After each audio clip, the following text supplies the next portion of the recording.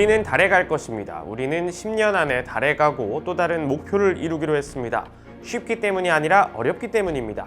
1962년 9월 존 F 케네디 미국 대통령이 소련과의 우주 경쟁에 불을 붙였습니다. 그리고 7년 뒤인 1969년 7월 미국 유인 우주선 아폴로 11호가 달 표면에 성공적으로 착륙했죠.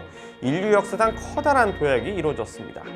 닐 암스트롱 선장은 달 착륙 후 착륙선에서 내리면서 이렇게 말했습니다. 이 첫걸음은 한 인간에게 있어서 작은 발걸음이지만 인류 전체에게 있어서 커다란 첫 도약이더라고요. 그로부터 55년이 지난 지금 우리는 국가가 주도하는 우주 시대가 아닌 민간이 주도하는 우주 시대, 뉴스페이스 시대를 살고 있습니다. 어쩌면 뉴스페이스 시대가 아니라 스페이스X 시대일지도 모릅니다. 전 세계 우주 사업을 석권할 것만 같은 회사 스페이스X를 들여다보겠습니다.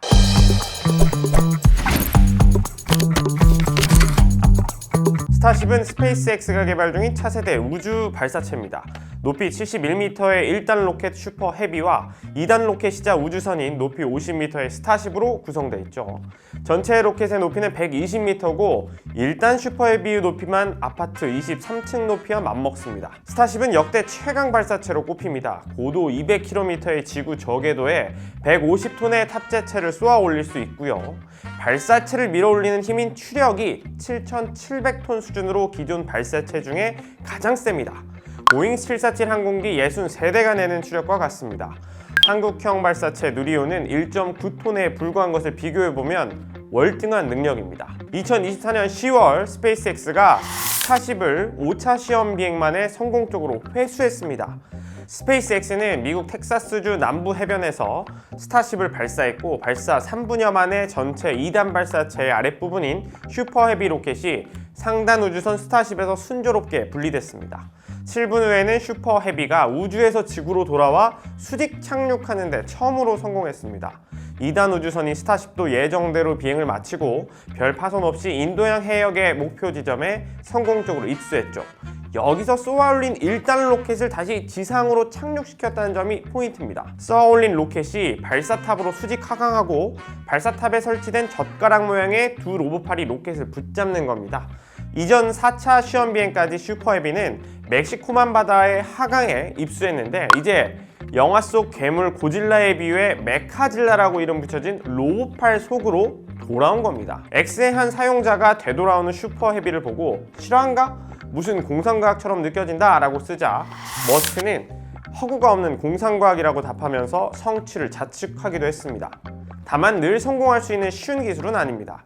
11월 19일 6차 시험 비행에서는 로켓팔로 추진체를 잡는 데 실패했습니다. 대신 2단부인 스타쉽은 60여 분간 지구 저궤도 비행을 마친 뒤 인도양에 수직으로 착수했습니다. 특히 2단부는 불타지 않고 대기권에 진입했고 착수 직전까지도 폭발하지 않았죠. 스페이스X 계획은 1단부도 돌아오는 것을 목표로 하고 최대 120명이 탈 수 있도록 설계된 2단부도 지상에 수직으로 착륙시켜 재사용하겠다는 계획을 가지고 있습니다. 로켓을 회수할 수 있다는 것은 곧 발사체 발사 비용을 대폭 줄일 수 있다는 것을 의미합니다. 2022년 시티은행이 발간한 우주 새로운 시대의 새벽이라는 보고서를 보면 미 항공우주국 나사가 주도했던 1960년대에는 킬로그램당 10만 달러가 넘는 비용이 들었습니다. 스페이스X가 2018년 처음 발사한 팰컨 헤비가 킬로그램당 1,500달러 수준까지 비용을 줄였고 이는 1981년 나사의 우주 왕복선보다 30분의 1 수준이라고 합니다. 일론 머스크는 올해 더 대담한 계획을 내걸었습니다. 킬로그램당 10달러까지 발사 비용을 줄이겠다는 겁니다. 대륙으로 오가는 국제선 화물 운송 요금이 3달러에서 7달러 수준이라는 점에서 10달러는 혁명적인 목표입니다.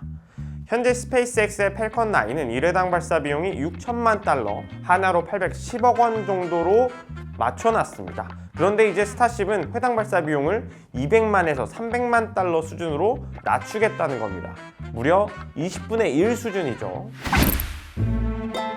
스페이스X는 2002년 일론 머스크에 의해 설립된 미국의 우주 탐사 기업입니다. 페이팔을 매각에 벌었던 1.5억 달러를 모두 이 회사에 쏟아부으면서 우주 사업에 매진했죠. 2008년 팰컨 1이 지구 궤도에 도달하는 데 성공하기 직전까지 발사가 3차례 실패하면서 위기를 겪었습니다. 같은 해 미국 항공우주국 나사로부터 15억 달러 규모의 계약을 따내면서 기사회생하게 됩니다. 2008년 민간기업 최초로 팰컨 1을 지구 궤도에 도달하는 데 성공시켰고 이후 국제우주정거장으로 화물을 수송하는 임무를 맡게 됩니다. 현재 스페이스X의 팰컨 9 로켓은 2010년 첫 발사 성공 이후 현재까지 14년 동안 총 395번이 발사됐습니다. 이 가운데 3차례를 제외한 392번을 완전히 성공시켜 99%가 넘는 성공률을 기록하고 있죠. 스페이스X의 2023년 발사 횟수는 96회였는데 이는 전 세계의 발사 횟수의 43%에 육박했고요. 스페이스X의 올해 발사 횟수도 47회를 기록 중인 중국의 2배 수준입니다. 로켓 사업 이외에 또 다른 사업의 한 축은 위성 인터넷 서비스 스타링크입니다. 스타링크의 성장세도 거셉니다. 올해 9월 기준으로 400만 명 이상의 이용자를 달성했습니다. 2020년 10월에 스타링크 베타 서비스를 시작한 이후 4년 만의 성과입니다. 현재 스타링크 위성망은 거의 6,000개에 달하는 통신용 인공위성으로 구성되어 있습니다. 지상의 통신망이 닿지 않은 곳에서도 인터넷을 이용하려는 개인들을 비롯해 항공기 안에서 인터넷을 제공하는 항공사, 크루즈선을 운영하는 기업 등이 주요 고객입니다. 스타링크 사업으로만 올해 66억 달러, 8조 6,400억 원의 매출을 올릴 것으로 예상되는데 불과 2년 전에 비해 5배가량 늘어난 수치입니다. 비상장 기술 기업에 투자하는 폐쇄형 펀드 데스티니테크 100은 상장 한 달여 만에 주가가 3배 가까이 뛰었고 월가의 새로운 밈 주식으로 떠올랐습니다. 최근 한 달 동안 봐도 300% 가까이 올랐습니다. 데스티니테크 100이 단기간 급등한 것은 스페이스X나 오픈AI 등에 간접 투자할 수 있는 펀드이기 때문입니다. 데스티니테크 100에 따르면 전체 펀드 포트폴리오 중 34.6%를 스페이스X에 투자하고 있습니다. 트럼프 당선인과 머스크의 밀월이 강화되는 모습을 보이면서 스페이스X 시장 가치가 더욱 커질 것이라는 기대감에 주가가 껑충 뛰어오른 겁니다. 국내에서는 아주 IB 투자 주가가 한 달 만에 36% 상승했는데요. 이것도 스페이스X 덕입니다. 아주 IB 투자가 미국 법인인 솔라스타 벤처스를 통해 스페이스X 투자를 집행했다는 소식이 전해졌기 때문입니다. 아주 IB 투자 측은 투자 사실은 긍정했지만 지분량이나 투자액은 공개하지 않았습니다. 스페이스X의 현재 가치는 어느 정도 수준일까요? 오는 12월 기존 주식을 주당 135달러에 매각하기 위한 공개 매수를 준비 중이라는 소식이 전해졌습니다. 스페이스X의 가치를 2,500억 달러, 하나로 350조 원 이상으로 평가했습니다. 지난 6월에 진행했던 비슷한 방식의 주식 공개 매수에서 기업 가치를 2,100억 달러로 평가받은 뒤 불과 몇 달 만에 400억 달러가 오른 겁니다. 우주산업은 관련 업계와의 협력이 필수입니다. 기술의 종류도 다양한 데다 투자 비용도 막대하기 때문입니다. 특히 국가안보와 관련이 있어 정부의 도움이 필수적으로 여겨집니다. 그런데 일론 머스크 CEO는 늘 정부와 삐걱대 왔습니다. 그동안 스페이스X를 비롯해 테슬라, 뉴럴링크 등 6개의 사업체를 운영하면서 정부기관의 각종 규제를 받아왔죠. 그동안 머스크는 로켓을 만드는 것보다 관련 규제의 문턱을 넘기가 더 어렵고 시간이 오래 걸린다며 규제 철폐의 필요성을 거듭 촉구해오기도 했습니다. 지난 9월에도 연방항공청 FAA가 스페이스X 로켓 발사 과정의 안전규정 위반에 대해 벌금을 물리자 크게 반발하기도 했죠. FAA 수장이 사퇴해야 된다고 목소리를 높였습니다. 나사도 머스크를 계속 괴롭혔습니다. 우주 사업에 대한 진정성을 의심한 적이 많았습니다. 머스크가 전기차, 바이오, 금융, 에너지 등 문어발식 경영을 한다고 문제 삼기도 했고요. 트위터를 인수했을 때는 넬슨 나사 국장이 직접 우주 탐사가 지장을 받지 않겠느냐라며 의구심을 드러냈습니다. 결코 우주 탐사에 지장을 주지 않을 것이다 라는 성명까지 내면서 나사를 안심시켜야 했습니다. 머스크와 스페이스X 입장에서는 사업 전에 정부를 늘 설득하고 다독여야만 했는데 이제 트럼프 당선인이 머스크를 정부 효율성위원회 보지의 수장으로 발탁한 겁니다. 그동안 터덕였던 모든 규제를 본인 손으로 직접 없앨 수 있는 기회가 온 것이죠.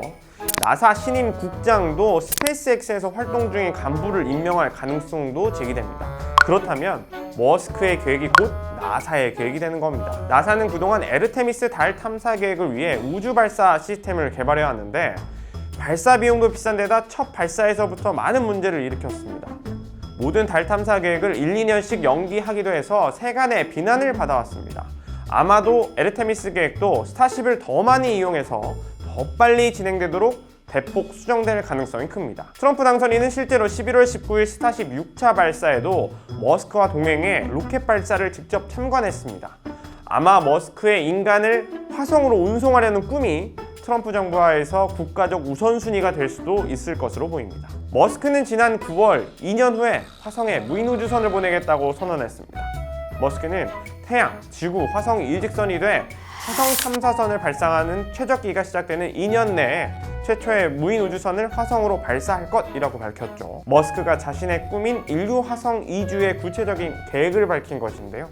20년 안에 화성에 자급자족 도시를 건설하는 것을 목표로 하고 있으며 그때부터 비행은 기하급수적으로 증가할 것이라고 말했습니다. 트럼프 당선에 2,500억을 베팅한 것은 머스크가 아마도 인류의 화성 이주라는 큰 꿈을 이루기 위한 투자로 본 게 아닐까요? 2040년대에 우리는 화성에 도시가 건설되는 모습을 볼 수 있게 될지도 모릅니다.